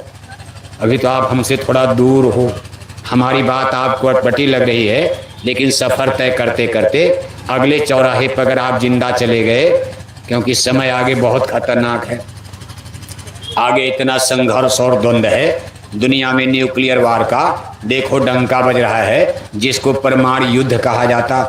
वैज्ञानिक ये कह रहे हैं अगर परमाणु युद्ध प्रारंभ होता है, 1 हफ्ते के अंदर दुनिया की 2/3 आबादी समाप्त हो जाएगी। केवल 1/3 लोग बचेंगे, वो भी लंगड़े लूजे अंधे बहरे हो जाएंगे, क्योंकि परमाणु की आग में इतना रेडिएशन, इतना डिग्री सेल्सियस टेम्परेचर पैदा होगा कि आपकी चमड़ी जलने लगेगी और तमाम लोग मारे जाएंगे। इस परमाणु युद्ध के बारे में आप बराबर मीडिया में देख रहे हो और बराबर आपको डरवाया जा रहा है, और डरने वाली बात भी है। गुरु महाराज ने बहुत पहले कहा था, राख बनेंगे महानगर तक एटम के अंगारों से, पत्ता पत्ता झुलस जाएगा विश्व युद्ध टंकारों से। मानव की क्या पेश चलेगी, अंबर तक फट जाएगा, इस धरती का सारा आंगन लाशों से पट जाएगा। महाशक्तियां दुनिया भर की मिट्टी में मिल जाएंगी, क्रूर विधर्मी मानव की तब अकल ठिकाने आएगी। बड़ी बड़ी शक्तियां रावण कंस दुर्योधन की तरह जमींदोज हो जाएंगी, जो लोग बचे खुचे होंगे धर्म के आगे झुक जाएंगे। तब सबको ज्ञान हो जाएगा कि नहीं, ईश्वर को गाली देना बहुत बुरी बात है। रावण ने गाली दिया, कंस ने गाली दिया, दुर्योधन ने गाली दिया, लेकिन रहा न कुल कोई रोव निहारा। आप इन नेता लीडरों के कहने पर देवी देवता, रामायण गीता, भगवान किण को गाली देने लगे। जिसकी कोई हस्ती नहीं है, जिसकी कोई शक्ति नहीं है, दिन भर ठेला खींचता है, मजदूरी करता है, शाम को रोटी सब्जी की व्यवस्था नहीं है, वो भी देवी देवता को गाली देने लगा। ऐसा गरीब आदमी, गरीब से गरीब आदमी भगवान को गाली, देवी देवता को गाली। नेताओं का जिंदाबाद बोलते हो और भगवान को गाली देते हो आप। ये नेता लीडर दिल्ली पटना में रामकृष्ण से, ईश्वर खुदा से बड़े हो गए। जिसने संसार को बनाया, जिसने सूरज चांद बनाया, ये सड़क बनवाकर, स्कूल बनवाकर, अस्पताल बनवाकर, फैक्ट्री कारखाना बनाकर ये भगवान से बड़े हो जाएंगे। ये सूरज बना देंगे, सड़क बना सकते हैं, स्कूल बना सकते हैं, आपका लैट्रिन बाथरूम बना सकते हैं, आपका घर कमरा बना सकते हैं, लेकिन ये धरती बना देंगे। जिसने धरती बनाई उस ईश्वर भगवान को आप इन नेताओं के कहने पर गाली देने लगे। इसलिए सजग हो जाओ, होशियार हो जाओ। अंतिम दौर में आप चल रहे हो। अभी आपने बाढ़ नहीं देखा, सूखा नहीं देखा, आगे विश्व युद्ध का नगाड़ा बजना शुरू हो गया है। इसलिए मांस, मछली, अंडा, दारू यदि ना छोड़वा भाई, देशवा विदेशवा में हो जाई लड़ाई। मांस खोर मरी हैं, हिंदू मुस्लिम और क्रिस्तान हो, बदल जाई दुनिया, बदली हिंदुस्तान तो बदल जाई दुनिया। मांसखोर मुसलमान ही नहीं कहा, हिंदू भी जाएंगे, मुसलमान भी जाएंगे। जो भी हिंसा, हत्या, अधर्म, पाप के रास्ते पर चल रहे, सर्वनाश होने जा रहा। कभी विश्व युद्ध होगा, कोई रोक नहीं सकता। भगवान किसने रोकना चाहा, लेकिन युद्ध तो हो गया, युद्ध का नगाड़ा बज गया। भगवान किन पाती दूत बनकर हस्तिनापुर समझाने गए, दुष्ट दुर्योधन ने उनकी पाती को फेंक दिया और भरी सभा में गाली देना शुरू किया। रे सठ जात हीर कनीचा, पड़ा न करो राजन के बीचा। तुम जीवन भर गाय चराए, आज राजपूत राजाओं को ज्ञान देने के लिए कुरु राजसभा हस्तिनापुर में चले आए। हम आप जैसे हीर का, ग्वाले का ये संदेश कतई स्वीकार नहीं करेंगे। पकड़ो इसको, गिरफ्तार कर लो। देखो, गिरफ्तार तो नहीं कर पाए। भगवान जोगेश्वर अपनी शक्ति से निकल कर चले गए और तब जाकर पांडवों से कहा कि अब ये दुष्ट दुर्योधन मानने वाला नहीं है। लात का आदमी बात से मानता है, या तो माने बात से और नहीं तो माने नहीं तो माने। और थोड़ा भद्दा शब्द है, कहना नहीं चाहती। ये सत्संग तो बात है, बात है। ये पाती दूध बनकर कोई आपको समझा रहा, संतों महापुरुषों का ईश्वर का संदेश आप तक पहुंचाया जा रहा है। ऊपर बहुत नाराज हो रहे हैं, इनको बता दो 1 घंटे के अंदर इनको आसमान में तारे नजर आएंगे। मेरी इतनी बड़ी शक्ति है कि मैं 1 घंटा नहीं बीतेगा संसार में प्रलय मचा सकता हूं, क्योंकि धरती मैंने बनाया, सूरज चांद मैंने बनाया। ये संदेश ईश्वर का, भगवान का, संतों महात्माओं के द्वारा इन घमंडी अहंकारी इंसान मनुष्यों तक पहुंचा है। क्या घमंड करते हो आप? किस चीज का घमंड करते हो? आपकी 1000 बंदूक है, एक परमाणु बम छूट जाएगा तो लाखों बंदूकें खत्म हो जाएंगी। धरती ऐसे आग का गोला बन जाएगी, आपको अभी मालूम नहीं। इतनी बड़ी सुपर सिटी बम्बई, अमेरिका का 2 परमाणु बम छोड़ दिया जाए, 2-3 घंटे के अंदर बम्बई का चेहरा लहूलुहान खूनी हो जाएगा। बम्बई नष्ट हो जाएगी अमेरिका के 2 परमाणु बम के द्वारा। और ऐसे कितने 1000 परमाणु बम केवल अमेरिका ने बनाकर रख लिया। ये सब जो खतरनाक संकेत, अब ये बरसात नहीं हो रही है, ऊपर की सरकार नाराज हो जाए तो दिल्ली पटना की सरकार पानी बरसाएगी। अब उनसे कहो पानी बरसाओ में, आगे तो बाढ़ आ रही है, कभी सूखा आएगा, इतना बड़ा सूखा। सावन बीत गया, भादो बीता, क्वार बीता, एक बूंद पानी चंपारण में न गिरे तो समझ लेना कि अब सूखा पड़ गया।